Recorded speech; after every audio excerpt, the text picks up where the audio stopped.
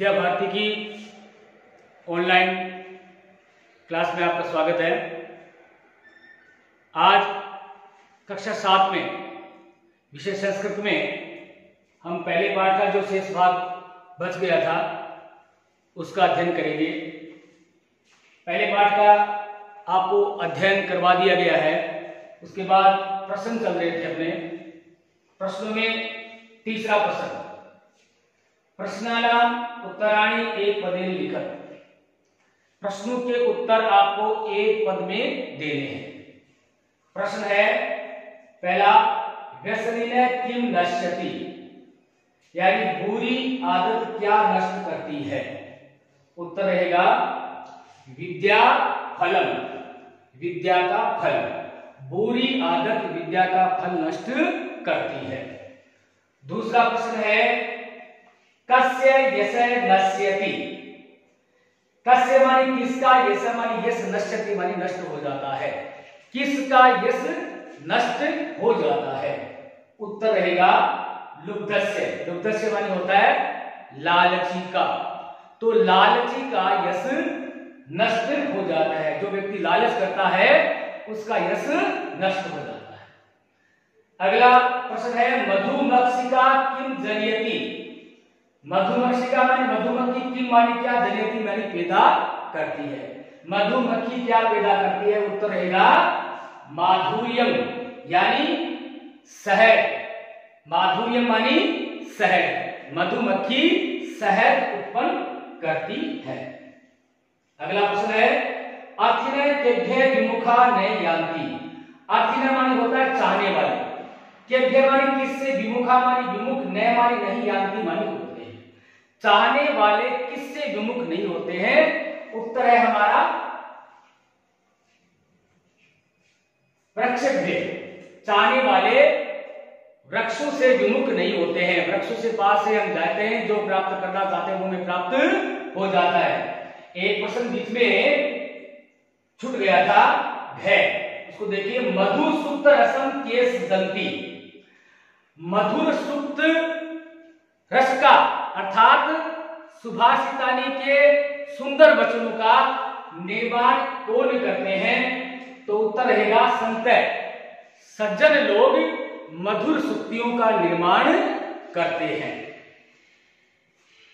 अब अपना प्रश्न नंबर आता है चौथा, अधोलिखित तद्भव शब्दानाम कृते पाठात् चित्वा संस्कृत पदानि लिखत। जैसे उदाहरण दिया गया अपनी पुस्तक में, कंजूस का कृपण किया गया है, उसी प्रकार आपको पाठ में से चुन करके जो शब्द दिए गए हैं उनका आपको लिखना है। जैसे कड़वा है तो कड़वा की संस्कृत क्या हुई, कटुकम। पुंछ का संस्कृत क्या हुई, उच्छ। लोभी की संस्कृत क्या हुई, लुब्ध। मधुमक्खी की संस्कृत होगी मधुमक्षिका। तिनका की संस्कृत होगी तृणम। इसके बाद अपना अगला प्रश्न है पांचवा, अधोलिखित वाक्येषु कर्तृपदम क्रियापदम च चित्वा लिखत। अर्थात अधोलिखित मानी नीचे लिखे गए, वाक्येषु मानी वाक्यों में, कर्तृपदम कर्तापद और क्रियापदम क्रिया चुनकर के आपको लिखना है। चित्वा मानी चुनकर। पहला वाक्य इसका, निर्गुणम प्राप्य भवन्ति दोषा, यानी निर्गुण को प्राप्त करके दोष होते हैं। निर्गुण को प्राप्त करके दोष होते हैं। तो इसमें दोष जो है वो करता है और जो क्रिया है वो भवन्ति होते हैं। अगला है गुणज्ञेषु गुणा भवन्ति, यानी गुणियों में गुण होते हैं। गुणवान में या गुणियों में गुण होते हैं। तो कर्ता कौन हो गया, गुणा, गुण, और क्रिया क्या होगी, भवन्ति। उसी प्रकार अगला है मधुमक्षिका माधुर्यम जनियेत। मधुमक्षिका शहद को उत्पन्न करती है, तो यह कर्ता कौन हुआ, मधुमक्षिका, और क्रिया उसकी क्या है, जनियेत। तो यहां आ जाएगा मधुमक्षिका जनियेत। अगला है पिशुनस्य व्यक्ति यश नाशति। दुष्ट, पिशुनस्य माने होता है दुष्ट की। दुष्ट की जो मित्रता है वो यश को नष्ट कर देती है। तो इसमें कर्ता कौन हुआ? किसुनस्य व्यक्ति, दुष्ट की मित्रता, और क्रिया कौन सी हुई? नास्यति, नष्ट कर देती है। उसके बाद अगला है नद्ये समुद्र मासाध्य अपेया भवन्ति। नदियां जो है वो समुद्र में आसाध्य मानी पहुंच करके अपेया मानी न पीने योग्य, भवन्ति मानी हो जाती है। नदियां समुद्र में पहुंचकर न पीने योग्य हो जाती है। तो यहाँ कर्ता कौन हुआ? नदियां, नद्य, और क्रिया कौन सी? भवन्ति।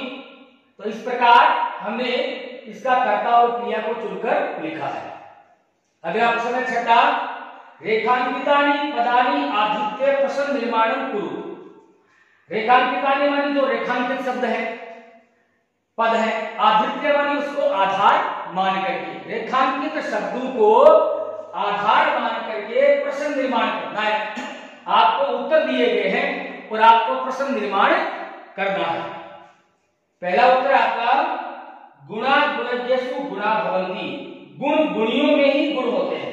गुण जो होते हैं वो गुणियों में ही गुण होते हैं। तो हमें इसका प्रश्न बनाना है, और वो भी किसके स्थान पर? गुणा के स्थान पर। गुणा के स्थान पर प्रश्न बनाना है। हमेशा ध्यान रखना, प्रश्न निर्माण के अंदर हमें किम शब्द के तीनों लिंगों के रूप याद होने चाहिए, तभी हम प्रश्न निर्माण का सही जवाब दे पाते हैं। क्योंकि पुल्लिंग, स्त्रीलिंग और नपुंसकलिंग के जो किम शब्द के जो रूप हैं वो हमारे प्रश्न निर्माण में बहुत ज्यादा काम आते हैं। इसलिए मैं भैयाओं से आग्रह करूंगा कि वो किम शब्द के तीनों लिंगों के रूप एकदम कंठस्थ याद कर ले। अब गुणा के स्थान पर क्या आएगा? के। प्रश्न निर्माण में के गुणज्ञेषु गुणा भवन्ति। किनमें गुण? के गुणज्ञेषु गुणा भवन्ति। गुणियों में कहां गुण होते हैं? तो गुणा गुणज्ञेषु गुणा भवन्ति। गुणवान गुण गुणियों में ही गुण होते हैं।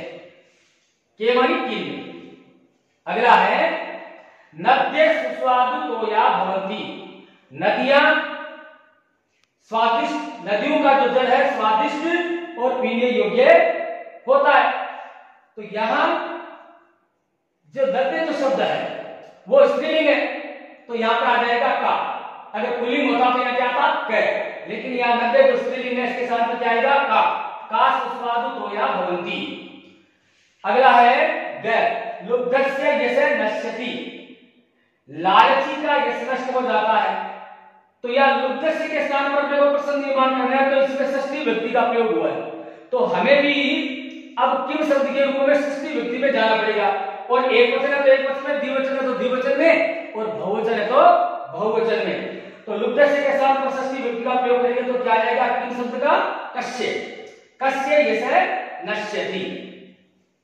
अगला है मधुमक्षिका माधुर्य मेव जनयति। मधुमक्खी शहद को ही उत्पन्न करती है।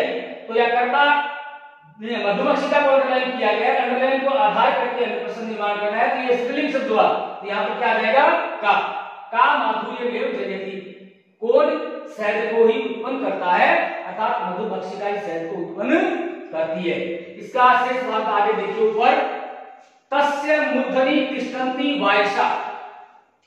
उसके मूर्धनि मानी सिर पर, उसके सिर पर कोवे बैठते। वायसा मानी कोए, तिष्ठन्ति मानी बैठते हैं। उसके सिर पर कोए बैठते हैं। तो हमें प्रश्न बनाना है। तो तस्य कस्मिन् तिष्ठन्ति, मूर्धनि के स्थान पर बनाना है। किस पर बैठते हैं? तो कस्मिन् मानी किस पर। यहां पर भी बन सकता था, अगर आपको अंडरलाइन कैसे होता तो यहां पर भी बन सकता था, लेकिन इसने मूर्धनि को अंडरलाइन किया है, इसलिए इसके स्थान पर बनाना है। तो हमें कस्मिन् का प्रयोग करना पड़ेगा। तो तस्य कस्मिन् तिष्ठन्ति वायसा। उसके किस पर कोए बैठते हैं। प्रश्न हो गया उसके किस पर कोए बैठते हैं। अब आपका इस पाठ का अंतिम प्रश्न है 7वां। उदाहरणानुसारम पदानि पृथक् कुरुत। उदाहरण के हिसाब से आपको पदों को पृथक करना है। उदाहरण आपकी पुस्तक में दिया गया है। इसका उत्तर पहले का है माधुर्य में। अब माधुर्य में के आपको पद को पृथक करना है। तो माधुर्य में एक शब्द हो गया प्लस एक शब्द हो गया, दोनों को मिलाकर क्या बना? माधुर्य में। इसी प्रकार अल्पमेव, अल्प में एक शब्द हो गया, एक दूसरा शब्द हो गया, दोनों को मिलाकर बना अल्पमेव। अगला शब्द है सर्वमेव। सर्वमेव का क्या हो जाएगा? सर्वम प्लस एव, और दोनों को मिलाकर क्या बना? सर्वमेव। ये 7 का शेष भाग है। बीच में दूसरा प्रश्न है, मैंने लाइन खींच कर आपको ध्यान करवा दिया है। ये शेष भाग बोर्ड में स्थान नहीं था, इसलिए यहाँ दिखाया गया है। घ 7वें का घ देवमेव, तो देवम का क्या बना? देवम प्लस एव, और दोनों को मिलाकर क्या बन जाएगा? देवमेव। अंग महात्मानुमुक्ति। अब महात्मानुमुक्ति का 2 भाग करेंगे तो महात्मा नाम प्लस उक्ति, और मिलाने में क्या बन जाएगा? महात्मा नाम मुक्ति। अंतिम है विपदा मादावेव। अलग अलग करेंगे तो विपदा अलग हो जाएगा, आदावेव अलग हो जाएगा, और मिलाने पर विपदा महादेव हो जाएगा। इसी के साथ आपका पहले भाग का प्रश्नोत्तर सहित अध्ययन संपूर्ण हो चुका है। आगे हम दूसरे पार्ट का अध्ययन करेंगे। उससे पहले आप इन प्रश्नों को अपनी कॉपी में सुलेख में आपको करना है, और पहले पार्ट का हिंदी अनुवाद भी आपको याद करना है। आगे की वीडियो में आप दूसरा पार्ट देख पाएंगे।